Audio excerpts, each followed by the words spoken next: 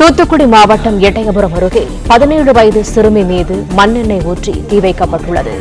காதலிக்க மறுத்ததால் பரமக்குடியை சேர்ந்த சந்தோஷ் நண்பருடன் வந்து தீ வைத்ததாக சிறுமி வாக்குமூலம் அளித்துள்ளார். கூடுதல் தகவல்களை தருகிறார் எமது செய்தியாளர் முருகானந்தம். முருகானந்தம், வணக்கம். முழு விவரங்கள் என்ன?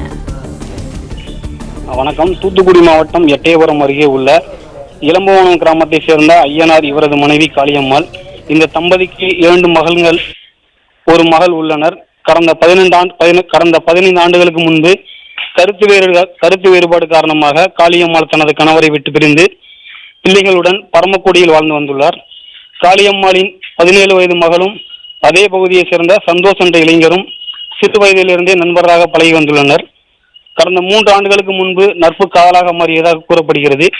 இவர்களின் காதல் வீட்டிற்கு தெரிய வந்ததை தொடர்ந்து அந்த 17 வயது சிறுமி காதல் வீட்டிற்கு தெரிந்துவிட்ட பிரச்சனை காரணமாக இருவரும் பிரிந்து விடுவோம் என்று தெரிவித்தனர். இந்த சூழ்நிலையில் கடந்த 2/8/2024 அன்று சந்தோஷ் அந்த 17 வயது சிறுமியின் தாயார் காளியம்மாள் பரமக்குடி காவல் நிலையத்தில் தொலைபேசியில் அசிங்கமாக பேசி மிரட்டியதாக கூறப்படுகிறது.